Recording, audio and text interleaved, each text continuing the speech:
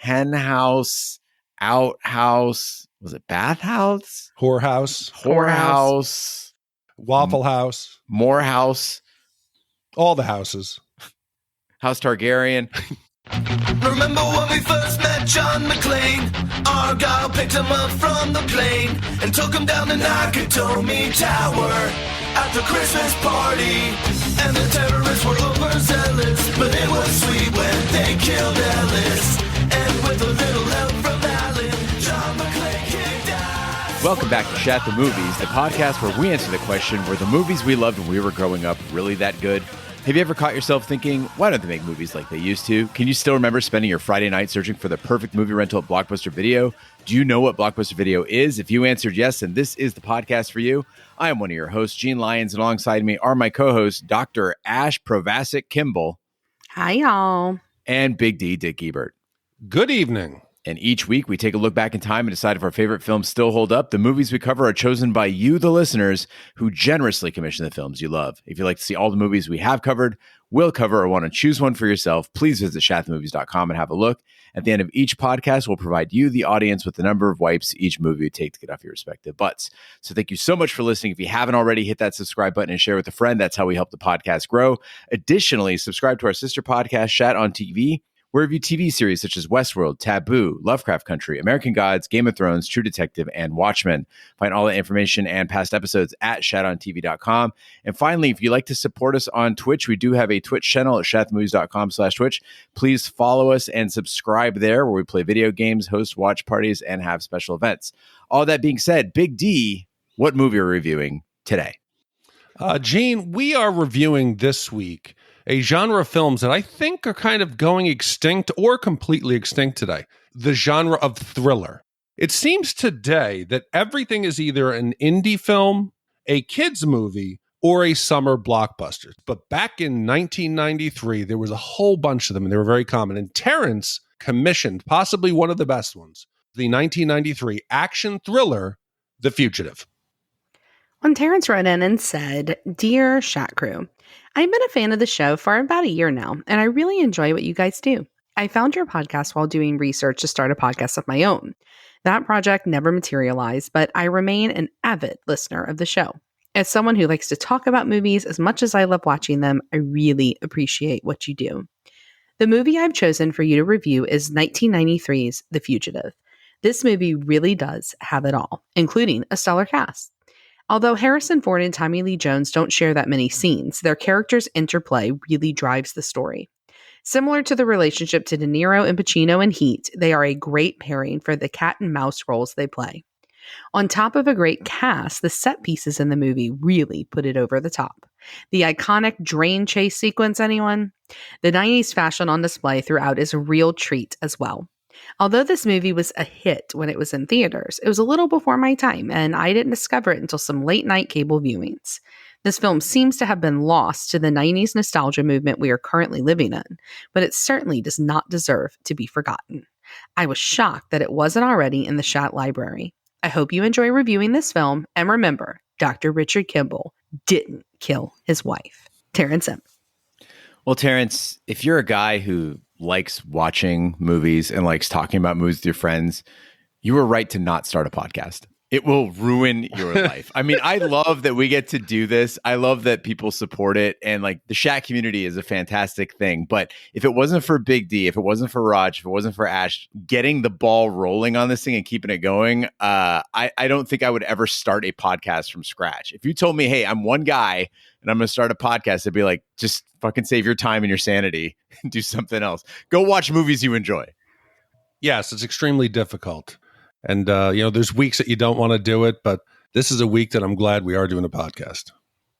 Well, The Fugitive is a 1993 action thriller starring Harrison Ford and Tommy Lee Jones, based on the 1960s TV series of the same name. After being framed for the murder of his wife and unjustly sentenced to death, Dr. Richard Kimble escapes from custody and sets out to find his wife's actual killer, capture him, and clear his name while being hunted by the police and a team of U.S. Marshals. The Fugitive was a critical and commercial success, grossing nearly $370 million against a $44 million budget. It was the third highest grossing film of 1993 domestically, with an estimated 44 million tickets sold in the US. It was nominated for 7 Academy Awards, including Best Picture. Tommy Lee Jones won the Oscar for Best Supporting Actor, and it was followed by a 1998 spin-off, U.S. Marshals, in which Jones reprised his role as Deputy Marshal Gerard, along with some others from his Marshals team. So Big D, Ash, we always ask about your memories of the movie we're reviewing. Big D, we'll start with you. What are your memories of The Fugitive? So like I've talked about probably ad nauseum, growing up, I worked at the Largemont Blockbuster, which was where I kind of started my love of movies. I went to college when this was coming out, and I transferred to the Glen Cove Blockbuster location because I needed to get some hours to have some spending money. And when this came out, it was a big deal. You could tell how big a movie was by how many we would order. This was an entire section of the bookcase. So I knew, I was like, wow, this is something that I got to watch. I took it home the first night that we actually put them into the boxes and almost immediately fell in love with this movie. This wasn't a movie that took you multiple viewings. It didn't take, years later to develop a following. It was immediately one of my favorite movies. Yeah, I saw this movie right after it came out on video, I think. So I would have been like 10. This is a movie in the mini kind of string of films that my parents let me watch way too early. They wouldn't let me see sex scenes, but violence was no big deal. And I remember watching it. I remember liking it, not really getting it, but liking it. And I have always loved Harrison Ford. This was actually the first movie, though, that I ever saw Tommy Lee Jones in, at least that I remember. And I remember loving him from the get-go. This is one of my favorite thriller/dramas from the 90s. And I was really excited to go back and watch it because I don't think I had seen this since, I don't know, late 90s, early 2000s. I mean, it had been probably about 20 years since The Fugitive had been a movie I sat down and actually watched from beginning to end. Ash, you mentioned being a big Harrison Ford fan. For some reason, I always considered Harrison Ford's run of 90s action films as like old people movies. Because at the time, he was around like 50, which I considered as a 13-year-old to be old people. And now when I look back at it, I'm like, wait a second, Tom Cruise and Brad Pitt are older than Harrison Ford was when he made this movie. And in the previews and like the trailers, the dude moves like a white Danny Glover. I was like, why do I want to watch an old guy run away from another old guy? I just thought they looked silly, and I wasn't interested in any of this string of movies he did in the 90s. Of course, like all of our parents, though, were very into him, as were yours, Ash. So any friend's house I went to, my own living room, this movie was on play. And I think through the 30, 40, 50 times I saw parts of it, I kind of pieced the movie together. So I got the gist. So let's get started on The Fugitive. Big D, roll that trailer. I came home, there was a man in my house. He had an artificial arm. Are you saying that I killed my wife? Are you saying that I crushed her skull and that I shot her?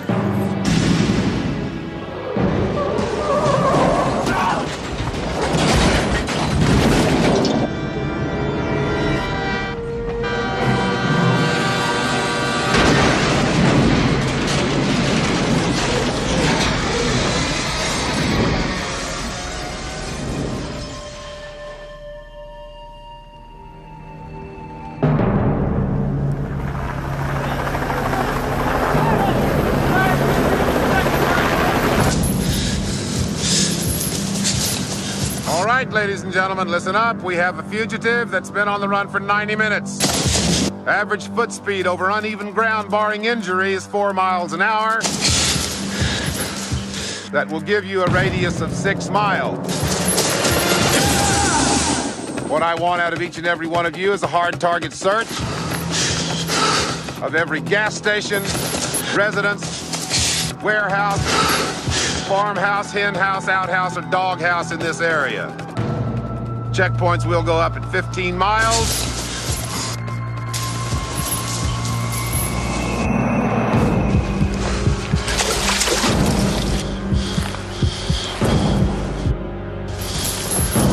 Your fugitive's name is Dr. Richard Kimble.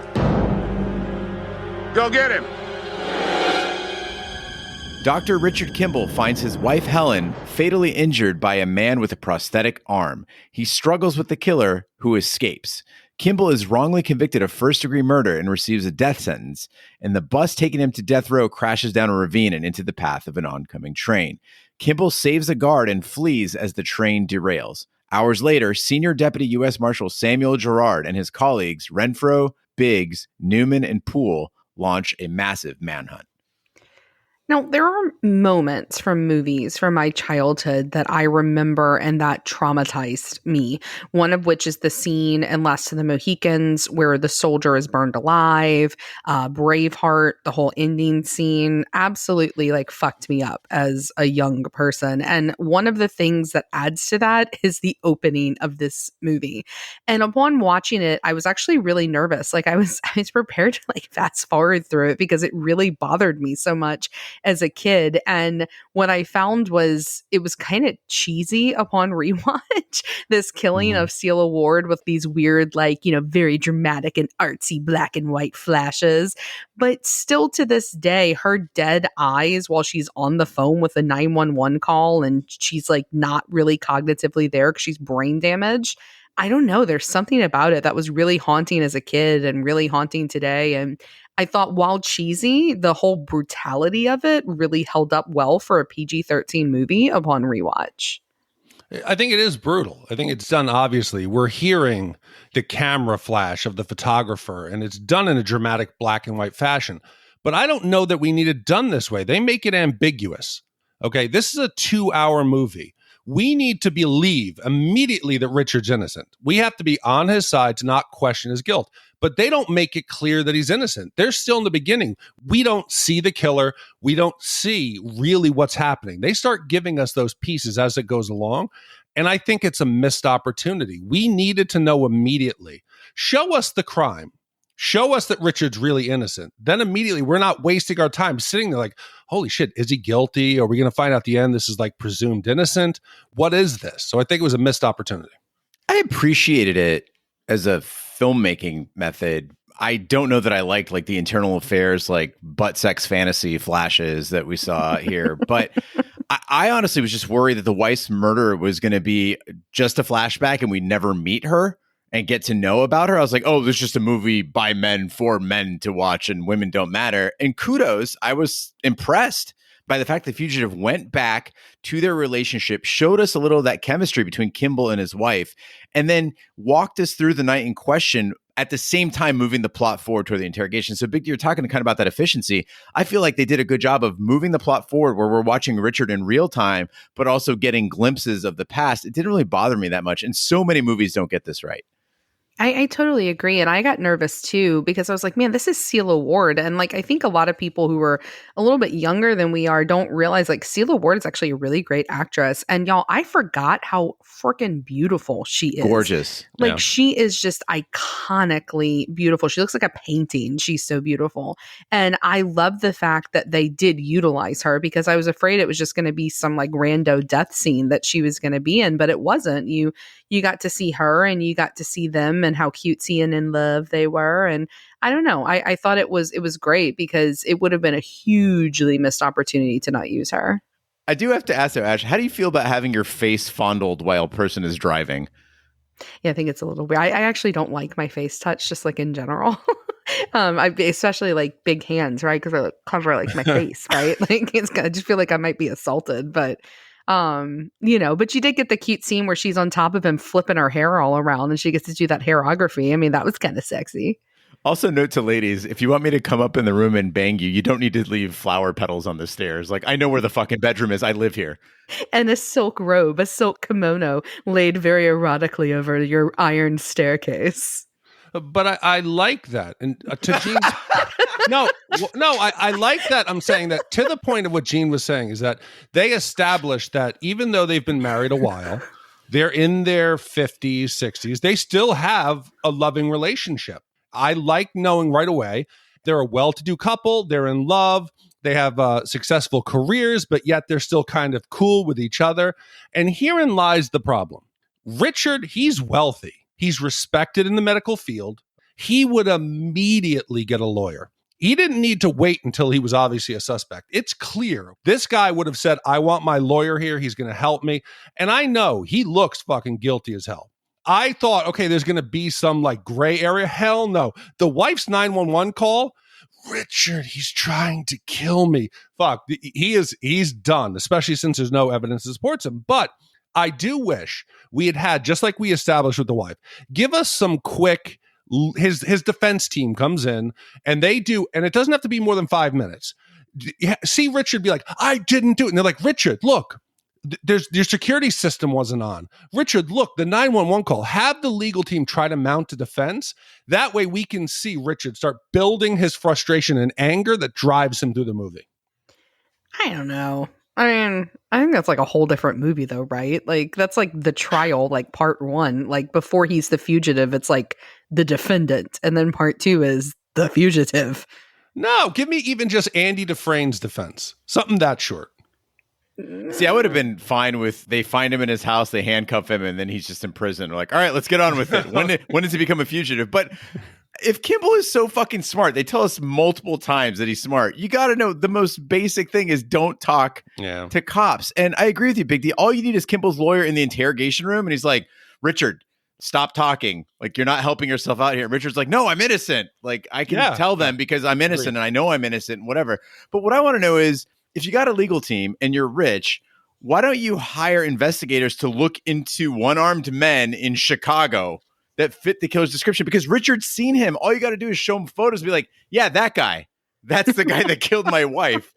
And then, you call the cops. You say, we think it was this guy. Dong, dong. Case closed.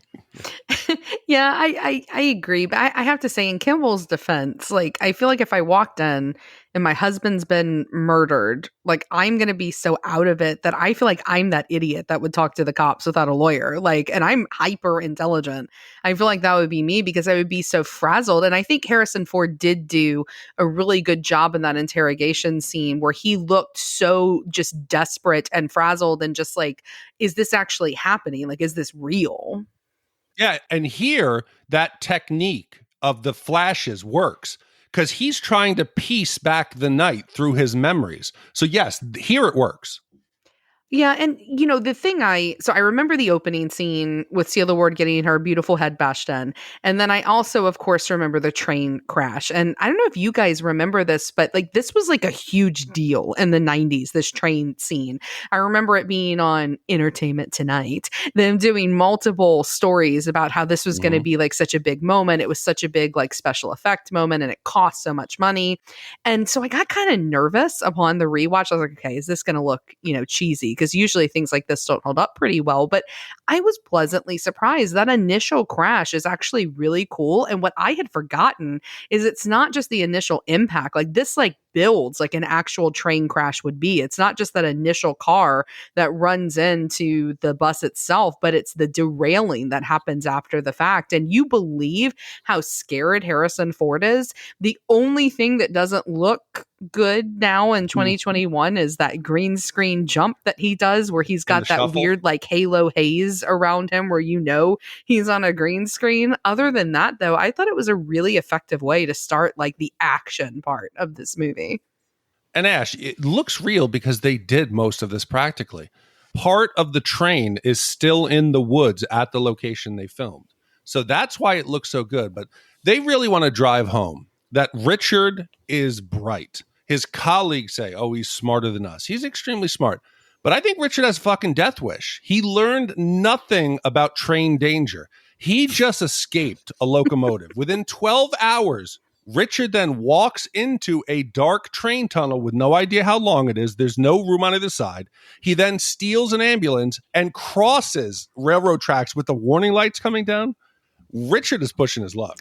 He's a fugitive. He's desperate. That's what they're driving home. He's highly intelligent, but he's desperate, right? Like you have to make dumb choices in order to, save yourself, right? And I don't know. I feel for Richard. I do feel You're being so hard on him. Well, no, he's in a bad spot. He's in a bad situation. And going back on this rewatch, I found that I'd been thinking about this case the wrong way. You always think, okay, he was framed for the murder of his wife. I always assumed that that's what it was. No, that was not the plan. Richard was the intended target.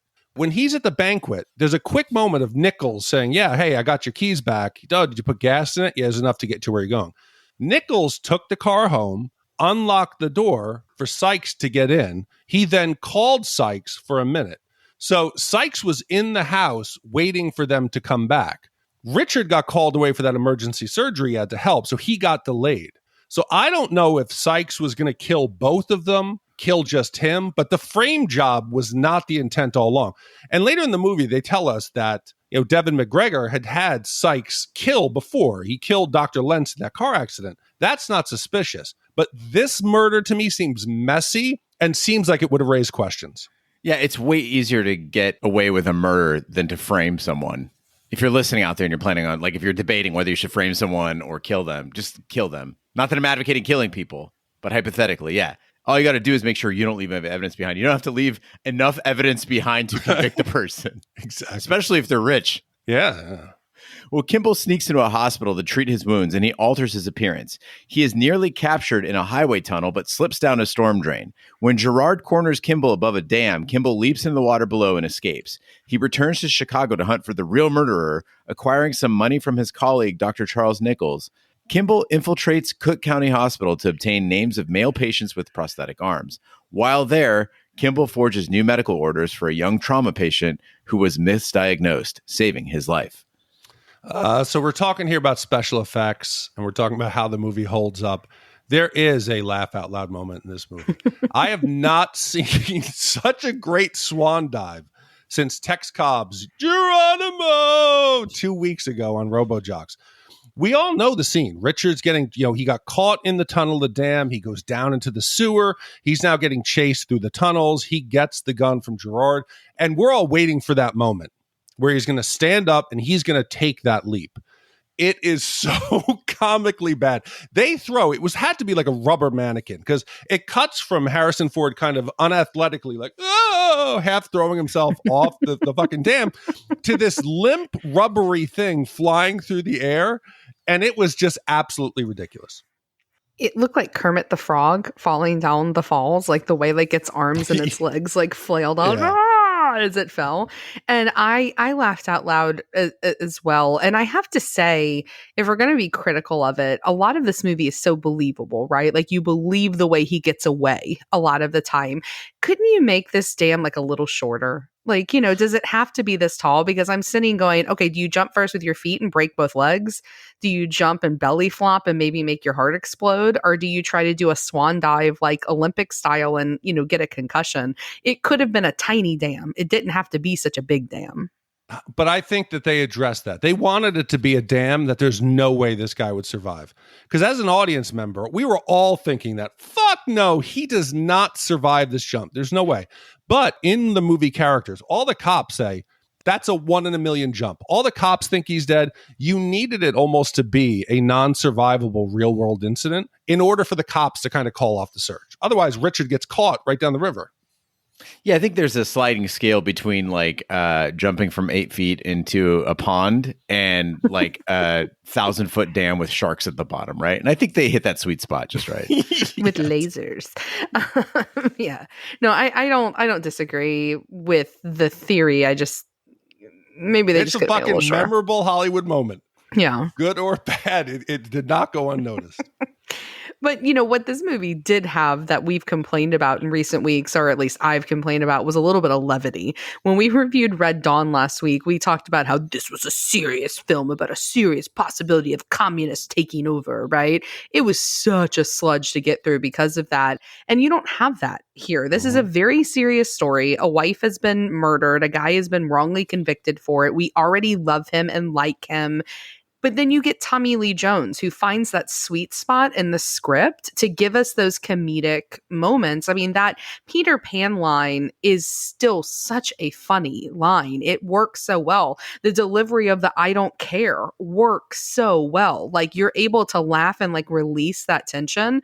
And then you've got side characters like Joe Pantaliano, who anytime he's on screen in anything, the seasons he's on in The Sopranos, I think are the absolute best when he plays Ralphie. And you've got him here, and just the looks that he gives and like the comedic timing he finds. Again, it gives you that chance to breathe in what otherwise is like, excuse the metaphor here, but a steam train just like barreling through.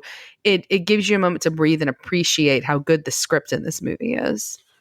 Yeah, and when you say comedy, you're not talking like yuck yuck. And the reason why it doesn't appear is because it's so difficult to do. to keep a serious movie about a guy whose wife, her head was bashed in, and then also have moments of levity. It's really hard. And they do also, there's a moment with Richard where Richard gets into the hospital, he shaves the beard, he steals the breakfast from that patient who's like unconscious, which itself is funny, that he's standing there making breakfast after changing his disguise, and he runs into a cop in the hallway. And the cop says, "Hey, Doc, we're looking for a prisoner, 6'1", 180 pounds, brown hair, brown eyes, beard. You see anything like that around you?" And Richard looks at him and does that Harrison Ford smile and says, "Every single day I look in the mirror, pal."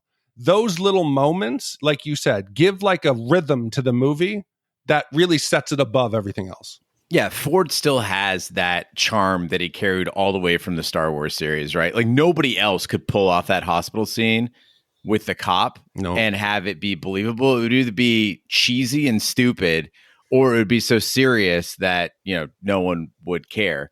And as much as those scenes that we've mentioned, like the drain pipe and the train scene were iconic, Harrison Ford's look in this movie is iconic with that beard. I mean, it really got my attention. I think it got all of our attention in the 90s. You're like, whoa, it's Han Solo with a beard. And I was wondering, did he start the movie with a beard, so he only had to do like 20% of the movie bearded and then look like Harrison Ford the rest of the movie by shaving? Or was the beard like intentional from the studios? Like, we want to get some attention here. He's got to have a beard. So I looked into it, and Warner Brothers actually hated it. They're like, we paid for Harrison Ford's face, and he fucking covered it up with a beard. But Harrison Ford, this was his own decision. He insisted on it for two reasons. So he did this interview with the LA Times, and he said, one is that I wouldn't have a ton of time to change my appearance. So what's one thing I could do very quickly is trim a beard, right? He doesn't have time to grow a beard, but he could trim one really quickly. And two, he got into that character of Kimble and said, this is a guy that's slightly outside the medical establishment. He's a guy that would point out that a drug was lethal, that there was something wrong with the test, that he's more concerned with patients' health and safety than he is his own career or anything like that. And so to show that he's slightly outside the orthodox, he has a beard, which sets him apart. And I think it really works. Oh, I think it does. I think it makes him distinguished. It makes him a seasoned. He's not a young doctor. You could tell he's established in the field. But I think that also works against him. He is a famous Chicago vascular surgeon. He brutally, supposedly kills his wife. He's found guilty. He's sentenced to death. The one place in Chicago I would assume you would have a difficult time hiding is any hospital in Chicago. You see his face. This was the case of probably the last 10 years in Chicago. I would assume it would be really hard for him, even with shaving the beard, to get around the hospital. I think he'd be recognized almost immediately. Yeah, I mean, on the beard front, I think he looks good. Like, and I am not a fan of beards, like, at all. Like, I think they're scratchy and gross. But I think he looks great in this movie, bearded or not. And with regard to whether or not it would, be ridiculous for him not to be seen, I thought so too, Big D. And so I'm a very good shatter and did some research, some real world research. And I called my father-in-law, who is a well-known surgeon in St. Louis. And he said, really, unless somebody worked with him in his specific wing, that probably nobody would notice, because hospitals like this are massive, and that medicine is all about ego and anonymity because of it. Because like you exist within like this frame that like if you're not in your department, like you don't find out about other people. Like you just build your reputation there in that department. So I buy that if he changes appearance, I mean, think about it too, when you know somebody who shaves their beard off, like they look totally different the first couple of times you see them, even if it's like a scruffy beard and then they just, go clean shaven.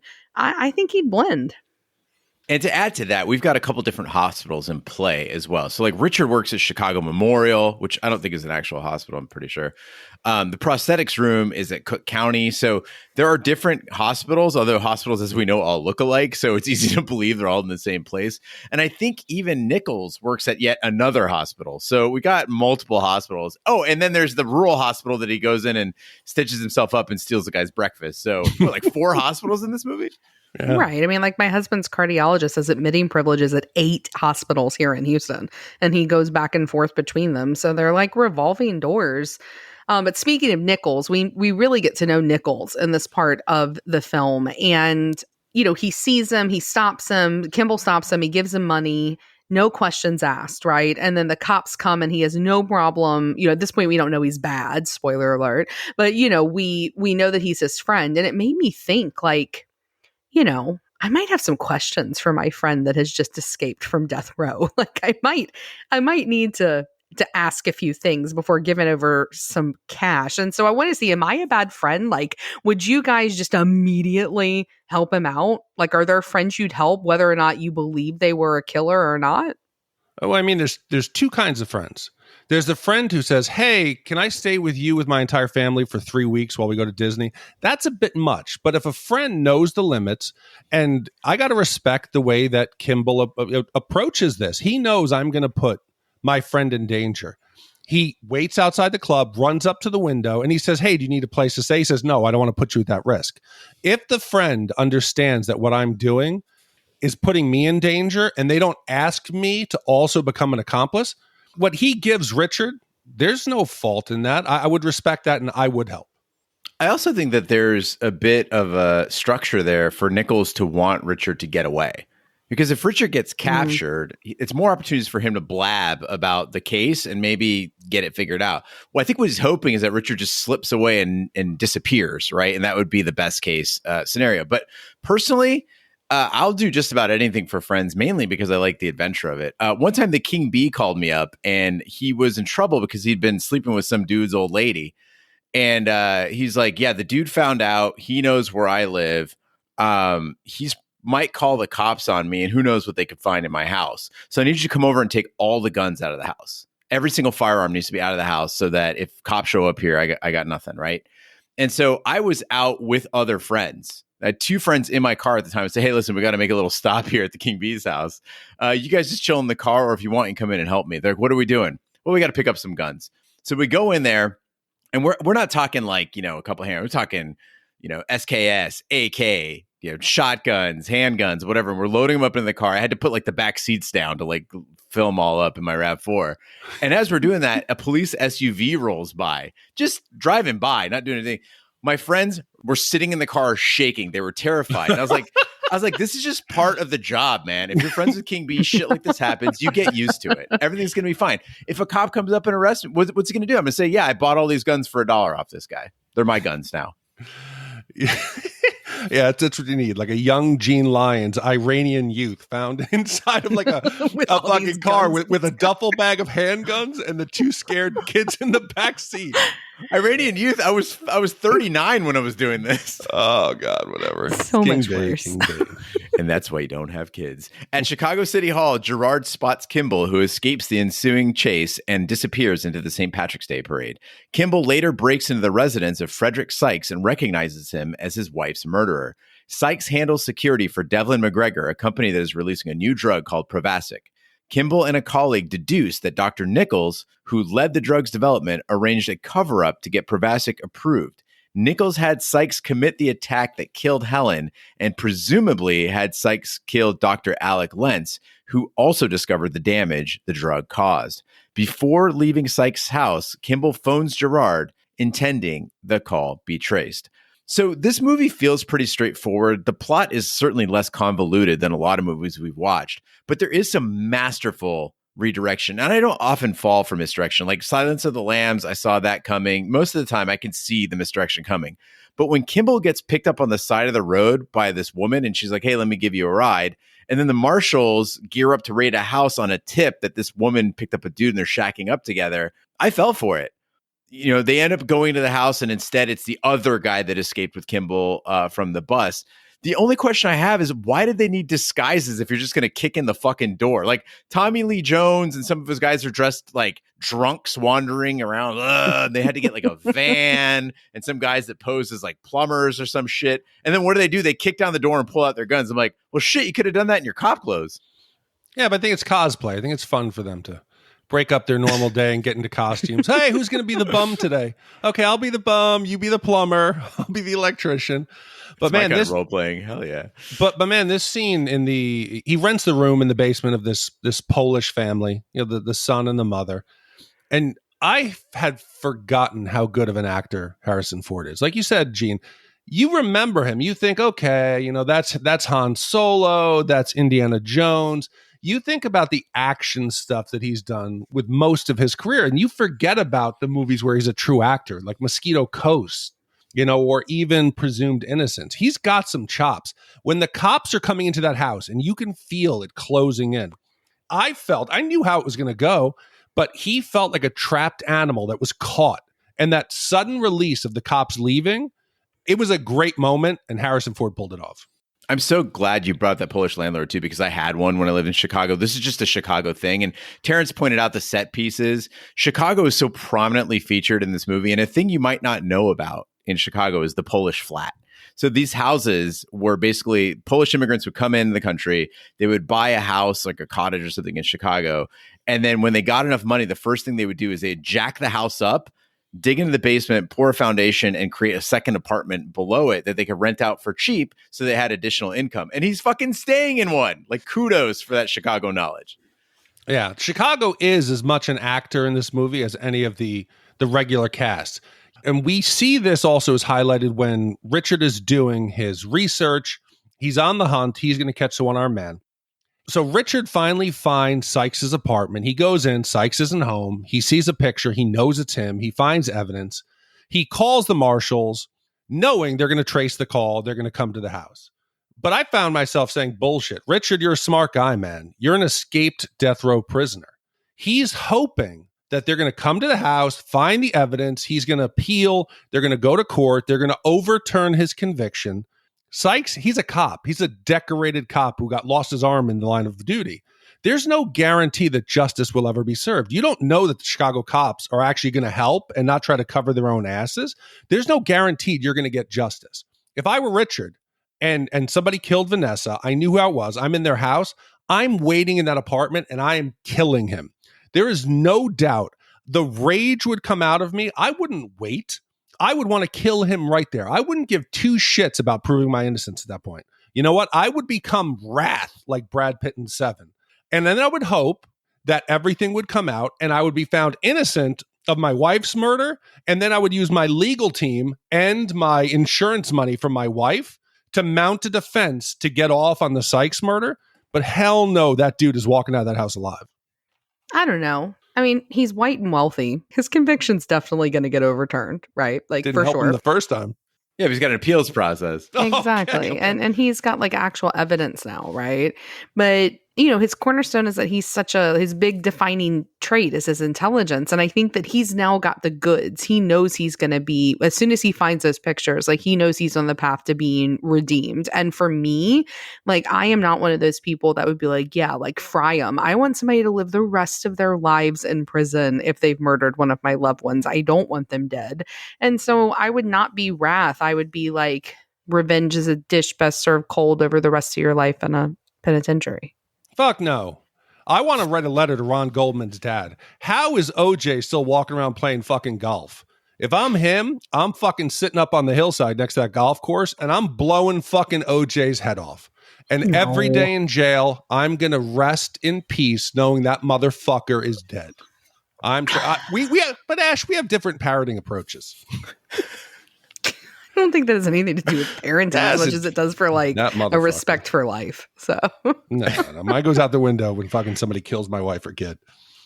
There were two moments in this movie where I thought I was hallucinating. One was there a nurse on roller skates? Did that actually happen? I didn't see that. At Cook County, I'm pretty sure there was a nurse on roller skates. And the second one is when Kimble is escaping from Gerard inside of this like jail building.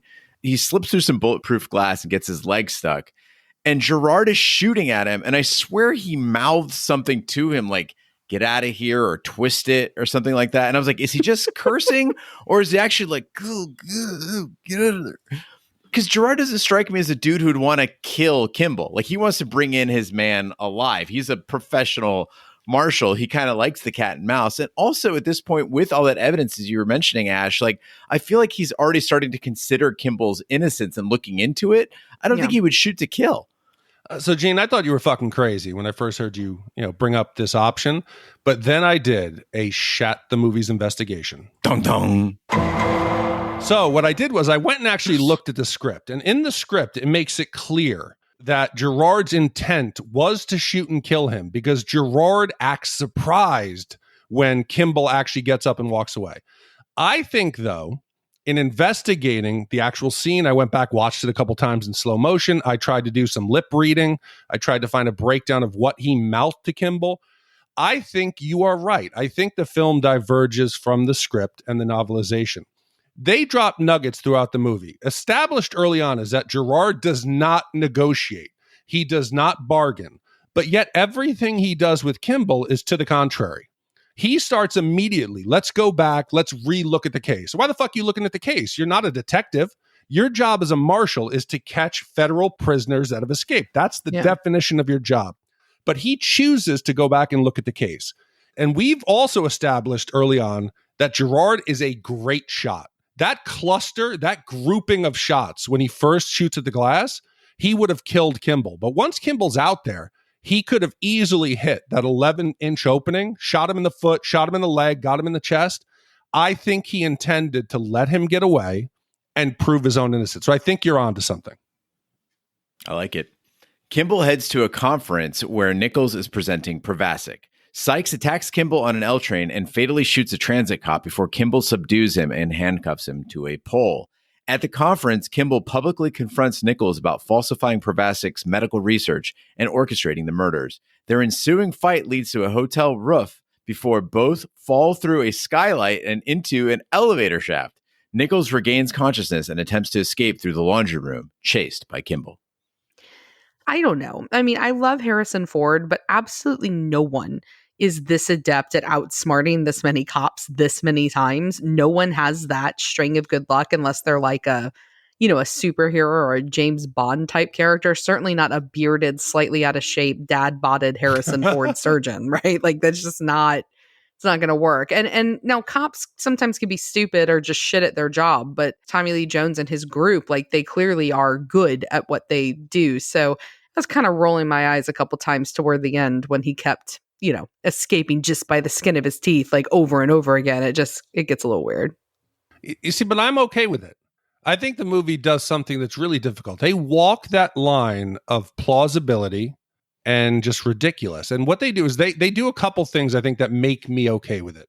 They establish, yes, Richard's intelligent, he's capable, he's making smart decisions, but it's not like he's completely outsmarting the cops. They find where he's staying. It didn't take him that long to find that. He's getting lucky break after lucky break, and all of his escapes are narrow. I mean, he's barely getting away. When he's going to visit the inmate and he finally says, oh, wrong person, I know that's not the one-armed man. The stairs chase, he barely gets away by the width of his sneaker. In the basement apartment, boom, he's just lucky that the guy runs out in the yard, they catch him, and they don't inspect the downstairs apartment. Sykes on the train, he's lucky the cop is there to actually shoot him or he's dead. He's not that far ahead of everybody. It's not like he's calling the cops, taunting them with his intelligence. He's more lucky than good. Yeah, but what we're saying here is that the absurd luck that one character has is being balanced out by the absurd luck that other characters have. I mean, this guy's not just escaping. He's taking the time to rescue guards, heal sick children along the way. Yes. When I love that you say he's not calling the cops to taunt them, that's like actually legitimately what he does. He calls the cops and then puts the phone down to taunt them and bring them where he wants them. No, he's just looking for help. And Big D, I want to add to your list of serendipitous moments because also the cops are like, why would he be here at the hospital? Enter one-armed black man. Oh, prosthetics. That would be a good reason. And then when he goes into Sykes' apartment, it's a good thing that Sykes keeps all of his records, his photos, his documents so well organized. If I'm doing my taxes, I'm looking at my own house that I live in with unlimited time and I can't find the fucking paperwork. But Kimble walks in there and Sykes is like, let me keep all these printed photos of me and these guys fishing along with all of my pay stubs from this drug company that's pulling shady shit. With the negatives. It's not just the prints. The negatives are there too, so they can see which one he left. It would be like if this were a parodied movie, the file would be like, to use to show that I am guilty. Like that would be on the outside of this little pre-made pack for Kimble to come in and Yes. find. I was thinking if I had more time, I would do that. I would cut from the scene of Richard at the desk to going through the filing cabinet and it's under side jobs, murder, Kimble, and it would be his checklist of things to do, records of phone calls, all the pay stubs. Yeah, it's handy that's there, but man, we're at 2 hours plus. We got to keep it moving. Well, Gerard and Renfro arrive on the scene. Gerard calls out to Kimble that he knows about Nichols' conspiracy. Nichols knocks out Renfro, takes his gun, and aims to shoot Gerard. Kimble attacks Nichols from behind, saving Gerard's life. He then surrenders to Gerard while Sykes and Nichols are arrested. In the back of a squad car, Gerard releases Kimble from his handcuffs. Kimble says to Gerard, "I thought you didn't care." Gerard smiles and says, "I don't. Don't tell anybody. Okay." The two men are driven away into the night. So this final chase scene that we get, it's supposed to be the climax of the movie, the big moment where we're all, sitting on the edge of our seats with suspense.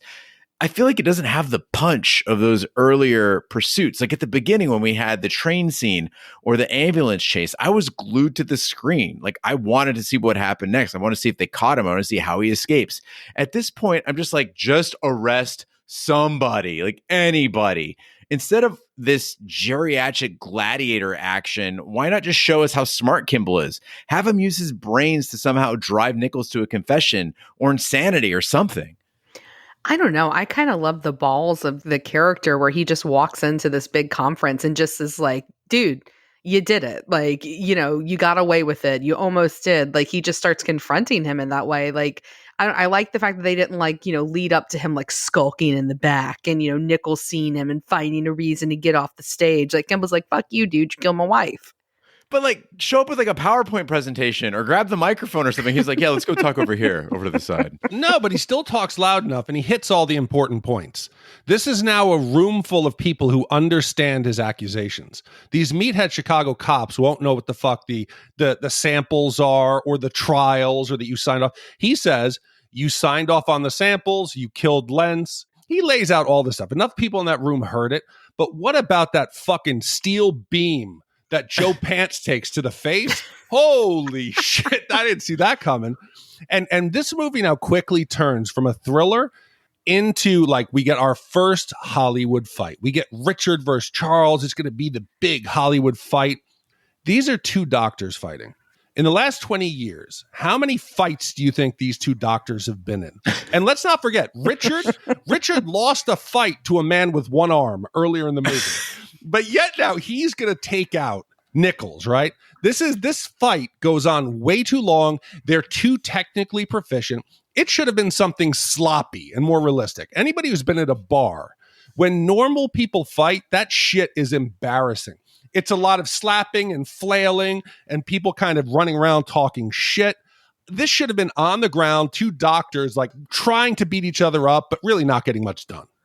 Harrison Ford, if you're listening, learn how to throw a punch, though. These were embarrassing punches. He does this thing where he puts his fist above his shoulder, leans back, and then flings his whole body forward. I get that you're playing a doctor who might not throw great punches, but these same punches are fucking dudes up. So you got to sell them. It's got to be one or the other, man. Yeah.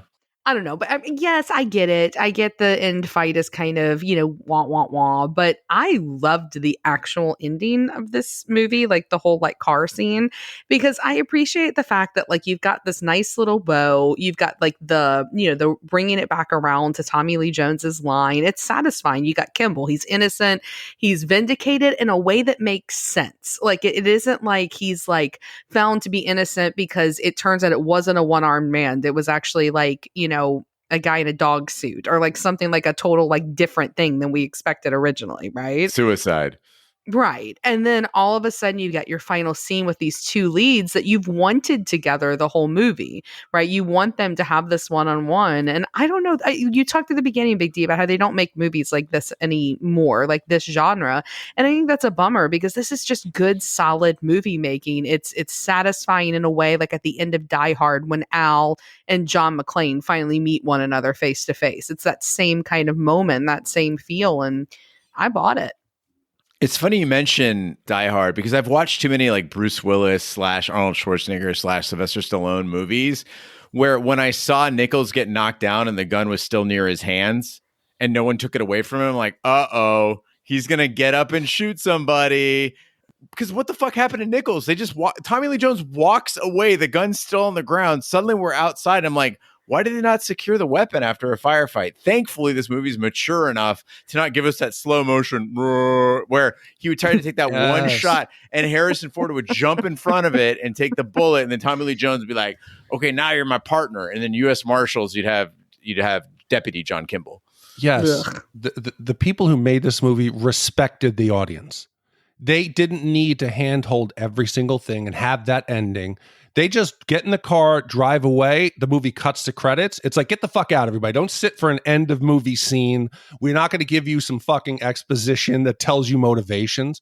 If you want to see that bullshit, go see the fucking sequel, U.S. Marshals, because that movie's an embarrassment. And I have to like compartmentalize that. I can't in my head wrap around why the hell would Tommy Lee Jones agree to that? So in my mind, it doesn't exist. This is a one-off movie.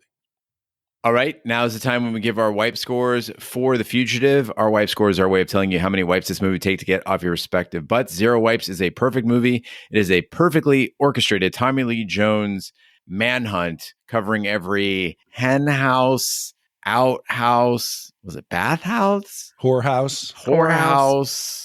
Waffle House. Morehouse. All the houses. House Targaryen. And 5 Wipes is an absolute disaster movie. It is slogging through the drainage system in Illinois and bursting out of a dam to your certain death. Big D, we'll start with you. How many wipes do you give The Fugitive? This script is the definition of tight. It is a nonstop roller coaster. I think the casting was perfect. Gerard's entire team is great.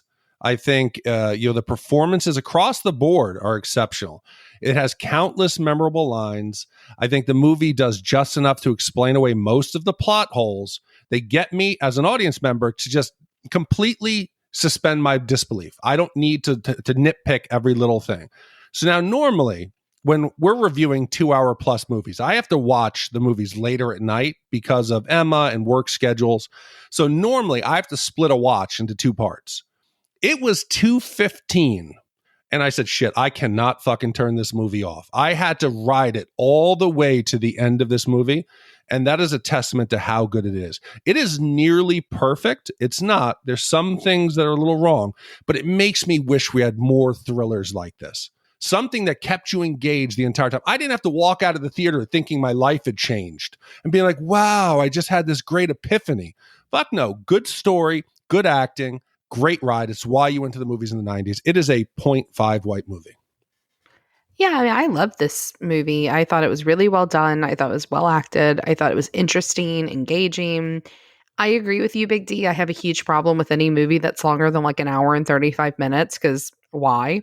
And this one, I didn't feel the extra time. It went by very, very fast. And it's not perfect, though. As much as I love Ford, as much as I love Tommy Lee Jones, it gets a little long at the end in terms of like the kind of, ending fight. I do think is a bit long. It's a little clumsy.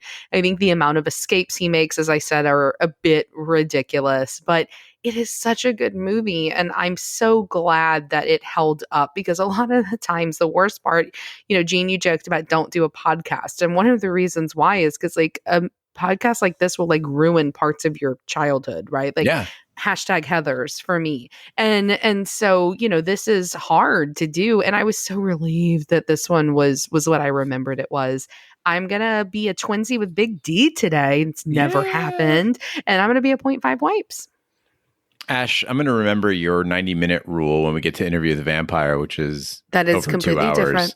It's completely different. That's a vampire movie. Well, I have 2 gripes about this otherwise fantastic and fun movie. I agree with both of you. It was a ton of fun to watch, and I don't need all my questions answered. I don't need everything to be grounded in reality if I'm going to have a good time. It's a thriller. It's being billed as such.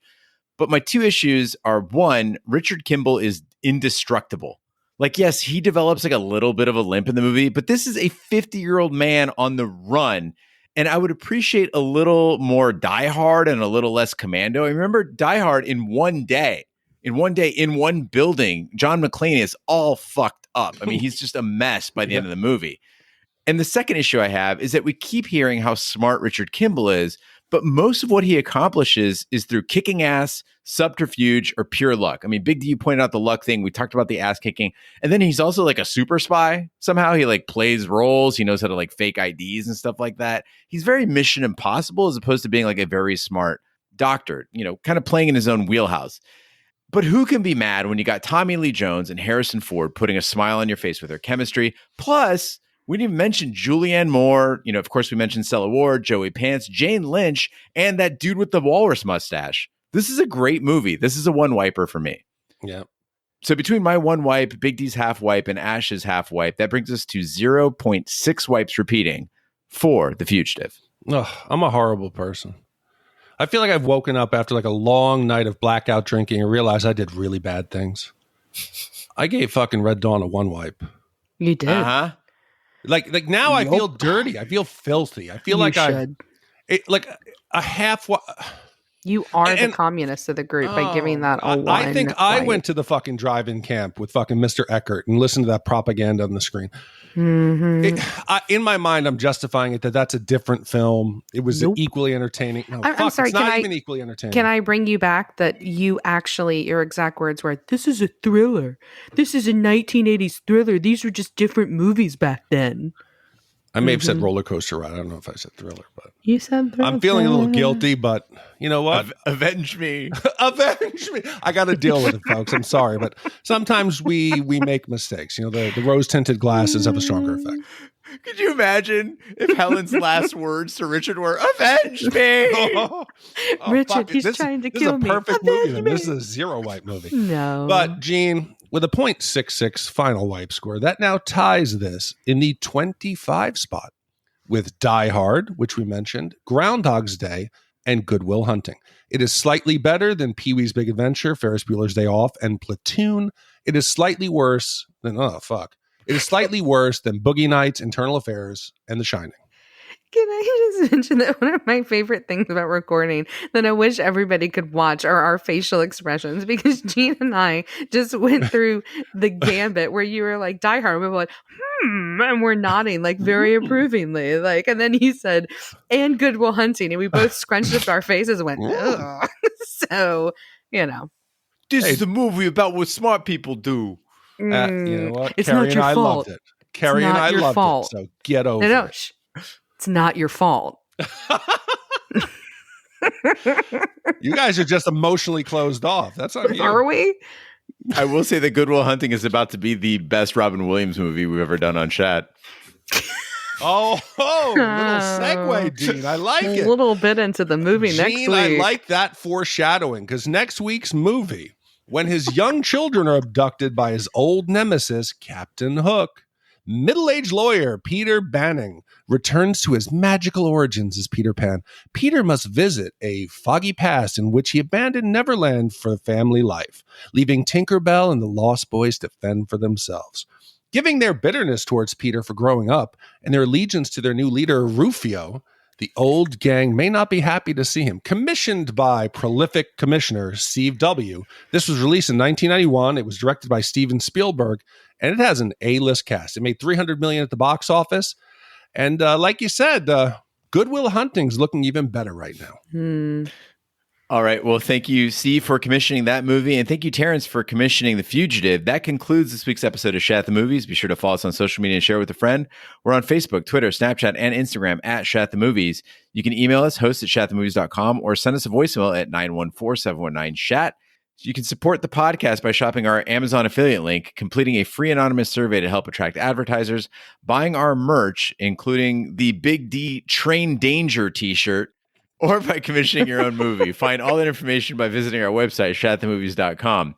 Also, you can check out our sister podcast, Shat on TV. We review TV series such as Lovecraft Country, Westworld, True Detective, Taboo, American Gods, Game of Thrones, and Watchmen. Find all information on our website, shatontv.com. That is not a real t-shirt, guys. Don't go looking for it and then write us and say it doesn't exist. But Gene, we do have a new t-shirt in Shat the Movies for the with our new logo.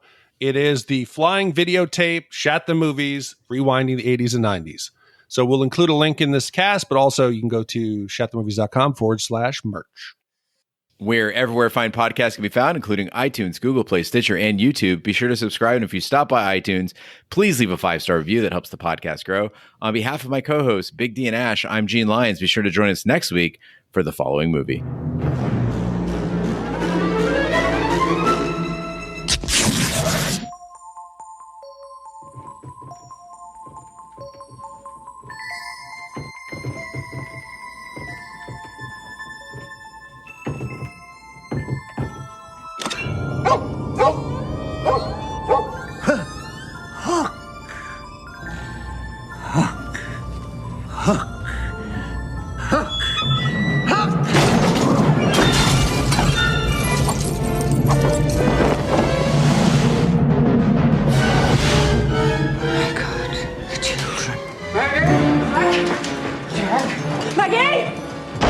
The stories are true. He's come back to seek his revenge. Only you can save your children. You must make yourself remember. Remember what? Peter, don't you know who you are? Have to fly. Have to fight. Have to crow. Have to save Maggie. Have to save Jack. Okay, back. Who?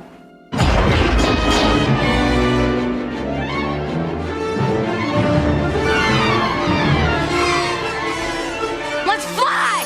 Oh my God, where are we going? To Never Never Land. I hate Peter Pan.